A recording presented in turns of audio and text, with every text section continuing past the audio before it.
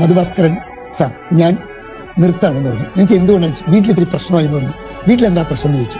15 കൊല്ലമായി ബിസിനസ് തുടങ്ങിയിട്ട് 12 കോടി ടേൺ ഓവർ ഉണ്ട്, വീടുണ്ട്, കാറുണ്ട്, മക്കളൊക്കെ നല്ല സ്കൂളിൽ പഠിക്കുന്നു.